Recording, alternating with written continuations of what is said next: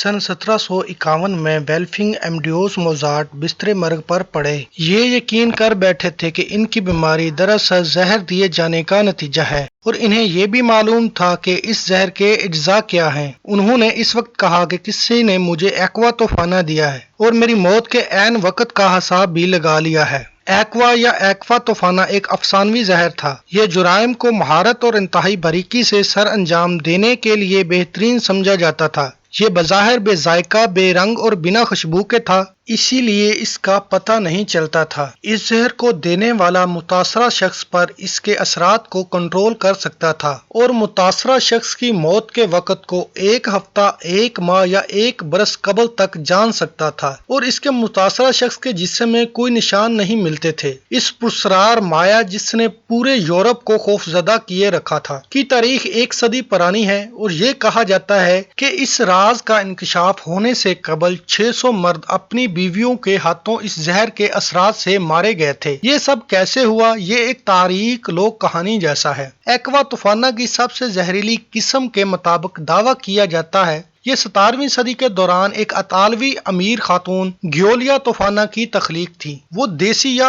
Organic cosmetic بنانے کے لیے جانی جاتی تھیں۔ خصوصاً وہ ان خواتین کے لیے کاسمیٹک مصنوعات تیار کرتی تھیں جنہیں چہرے پر نشانات اور چھائیوں سے زیادہ سنجیدہ مسائل کا سامنا تھا۔ ان کے ہم عصروں کے مطابق ایکوا طوفانہ کو سان نکولس ڈی باری کے مینا کے طور پر چھپا کر بیچا جاتا تھا اور اسے ایک شفا بخش تیل سمجھا جاتا تھا۔ یہ اس وقت کے گھروں میں عام پایا جاتا تھا۔ چیمبر جریدے کی رپورٹ کے مطابق سن 1890 میں اس کے چند قطرے کسی بھی طاقتور ترین شخص کی زندگی ختم کرنے کے لیے کافی ہوتے تھے۔ کسی بھی خوش آمدی غدار کی نگرانی میں اسے شراب، چائے یا کسی اور مشروب میں ملا کر دیا جاتا اور اس کے مہلک اثرات کا پتہ بھی نہ چلتا۔ اگر کوئی بیوی اپنے شوہر کو دیتی تو اس کے اثرات کے باعث شوہر تھوڑا چڑچڑا ہو جاتا، کچھ کمزوری اور تھکاوٹ محسوس کرتا، صرف اتنی سی طبیعت ناساز ہوتی جس پر وہ بمشکل ہی ڈاکٹر سے رجوع کرتا۔ اس زہر کی دوسری خوراک کے بعد سے ہی کمزوری اور تھکاوٹ کی شکایت مزید بڑھ جاتی، مگر ایسے میں وہ خوبصورت بیوی جو اپنے شوہر کی حالت پر انتہائی پریشانی اور بے چینی کا اظہار کرتی دکھائی دیتی اور اپنے خوبصورت ہاتھوں سے ڈاکٹر کے تجویز کردہ نسخے کے مطابق اپنے شوہر کا کھانا بھی تیار کرتی، پر شاید ہی کسی کو شبہ ہوتا۔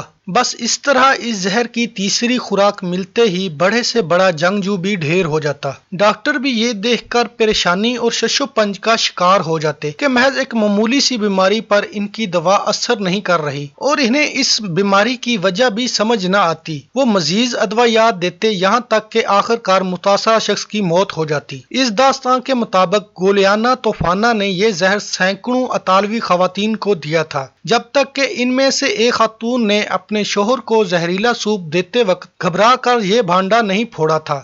اس طرح اس نے سب کچھ بتا دیا جو دیگر خواتین اب تک چھپانے میں کامیاب ہوئی تھیں۔ اگر آپ اس بات پر حیران ہیں کہ اس وقت کیوں اس قدر زیادہ تعداد میں خواتین یہ جرم کرنے پر آمادہ ہو گئی تھیں، تو یاد رکھیں محبت کی شادی کرنا آج کے دور کی بات ہے۔ اس دور میں بااثر خواتین کی شادی بھی ان کی مرضی کے بنا طے کر دی جاتی اور ان سے ان کے مستقبل کے شوہر کے متعلق راضی نامہ نہیں لیا جاتا تھا۔ اس طرح اس وقت کے معاشرے میں خواتین کو ہمیشہ کم تر سمجھا جاتا تھا، اور یہ بات حیران کن نہیں تھی اگر ان میں سے کسی کا شوہر غصے والا ہوتا اور اس پر تشدد کرتا تو یہ رشتہ ان خواتین کی موت پر ختم ہوتا یا ان کی زندگیاں خطرے میں ہوتی۔ ماریا الڈوبر انڈینی روم کی ایک نہایت بااثر اور طاقتور قبیلے سے تعلق رکھتی تھیں۔ ان کی شادی 13 برس میں ان سے 30 برس بڑے شخص ڈیوک آف سیری فرانسسکو سیسی کے ساتھ کر دی گئی۔ ڈیوک فرانسسکو بھی بہت نامور خاندان سے تعلق رکھتے تھے۔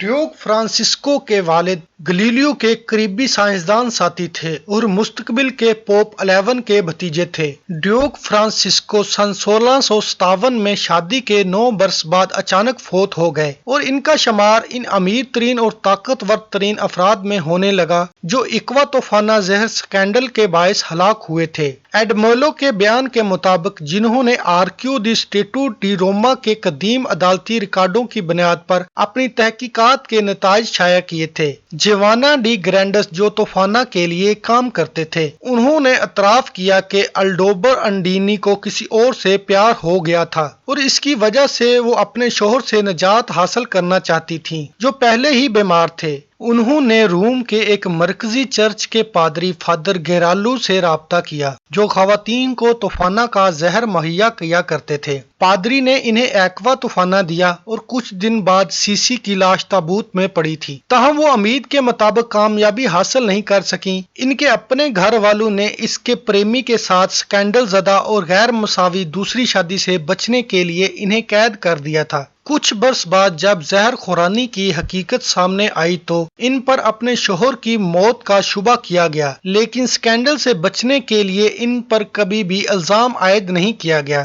اس کہانی کے ساتھ مسئلہ صرف ناکافی تفصیلات اور معلومات کا ہے۔ چند روایات کے مطابق یہ دعویٰ کیا جاتا ہے کہ گیولیا توفانہ سن 1630 میں سسلی میں کام کرتی تھیں۔ روم اور پالومر کی باقی روایات میں کہانی کچھ ایسے ہی بیان کی گئی ہے۔ بعض جگہوں پر یہ بھی کہا گیا ہے کہ انہوں نے اس زہر کو ایجاد کیا تھا۔ کچھ روایات کے مطابق انہیں یہ ان کی والدہ کی طرف سے ورثے میں ملا تھا۔ اس انتہائی پر اثر محلول کی ترکیب کسی کو نہیں پتا۔ البتہ سب ذرائع اس کو آرسینک یعنی سینکھیا کے عنصر ملا محلول قرار دیتے ہیں۔ محقق ڈیش کا کہنا ہے کہ یہاں اس کی پراسراریت میں اضافہ ہو جاتا ہے جب ہم اس متنازع سوال کا جائزہ لیتے ہیں کہ طوفانہ اپنے انجام کو کب اور کیسے پہنچی۔ ایک ذرائع کا کہنا ہے کہ وہ سن 1651 میں طبی موت مری تھیں، جبکہ دوسرے ذرائع کے مطابق انہوں نے ایک کنونٹ میں پناہ لے لی تھی۔ وہ کئی برس وہاں بتائے اور وہاں وہ اپنا زہر بناتی رہیں اور مذہبی رہنماؤں کے ذریعے اس کو پھیلاتی رہیں۔ چند دعووں کے مطابق انہیں گرفتار کر لیا گیا تھا، پھر تشدد کا نشانہ بنا کر انہیں پھانسی دے دی گئی تھی۔ البتہ ان کی موت کے حوالے سے مختلف دعوے ہیں، جن میں کہا گیا ہے کہ ان کی موت 1659، 1709 یا 1730 میں ہوئی تھی۔ ایک تفصیلی روایت کے مطابق طوفانہ کو ان کی پناہ گاہ میں لے جا کر گلا دبا کر مار دیا گیا تھا۔ اس کے بعد ان کی لاش کو کنونٹ کے علاقے میں ہی رات کے اندھیرے میں دفنا دیا گیا تھا۔ ویلفنگ امیڈیوس موزارٹ کبھی بھی اپنے بستر مرگ سے نہیں اٹھ سکے۔ وہ 5 دسمبر 1751 کو 35 برس کی عمر میں فوت ہو گئے۔ ان کی موت کے تقریباً 200 برس اور درجنوں تحقیقوں کے بعد بھی آج تک ان کی موت کی اصل وجہ کا پتہ نہیں لگا، لیکن اب بھی یہ کہا جاتا ہے کہ ان کی موت شاید زہر کھانے کے باعث ہوئی تھی، لیکن آج بھی کوئی ایکوا طوفانہ کا ذکر نہیں کرتا۔